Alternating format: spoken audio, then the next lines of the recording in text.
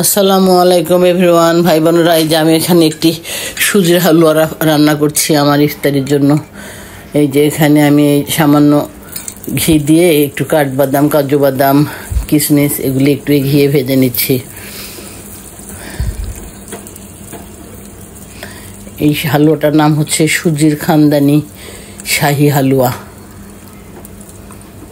আমার মা যখন বেঁচে ছিল, আমরা ছোট ছিলাম, এই হালুয়াটা আমার মা অনেক করতো, সকালে করে করতো। তখন আমরা লুচি, পরোটা, রুটি যেদিন যা করতো তাই দিয়ে খাইতাম। মাঝে মধ্যে মাই হালুয়াটা করতো। এই যে এখন আমি 1 কাপ সুজি দিয়ে দিলাম।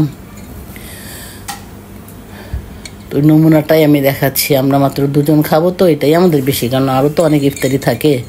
এই সামান্য ঘি দিয়ে এই সুজিটা আমি কড়া লাল করে ভেজে নিব। এই যে সুজিটা আমার ভাজা শেষ হয়ে গেল।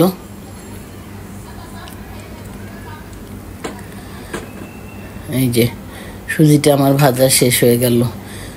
2 জন খাবো, এটাই আমাদের অনেক বেশি হয়ে যাবে আরো। এই যে পরিমাণ আমি সুজি দিছি কাপ দিয়ে, সেই পরিমাণ আবার চিনি দিলাম। এখন সামান্য একটু আমি পানি দিব।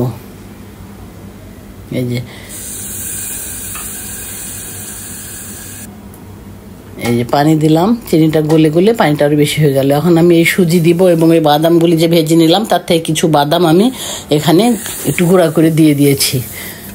যখন মানে দাঁতের মধ্যে কামড় পড়বে, তখন সুজির হালুয়াটি খেতে বাদামগুলি দাঁতে পড়বে, খেতে খুব ভালো লাগবে। তার জন্য কিছু বাদাম গুঁড়া করে দিয়েছি। আর এই যে সুজিগুলি দিয়ে দিলাম। এখন আমি ডানো গুঁড়া দুধ দিয়ে দিব। আবার একটু ঘি দিব।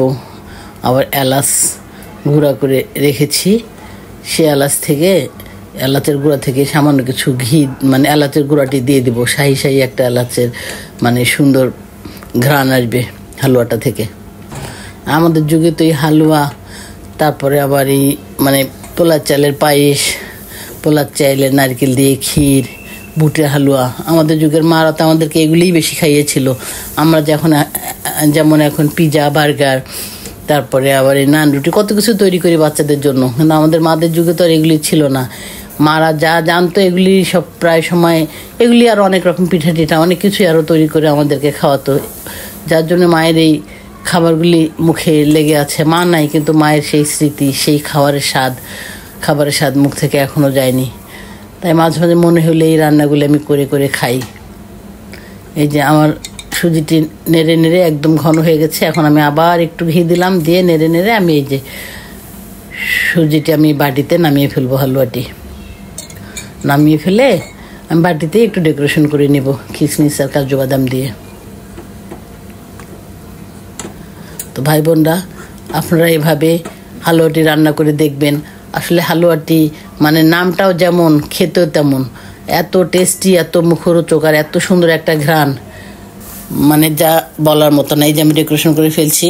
তাই সুজির শাহী খানদানি হালুয়াটি আপনারাও করে খাবেন। আমি এখানে অল্প কিছু দিয়ে আপনাদেরকে দেখালাম। তো ঠিক আছে, আপনারা ভালো থাকবেন, সাবস্ক্রাইব এবং ফলো করে আমার পাশে থাকবেন। আল্লাহ হাফেজ।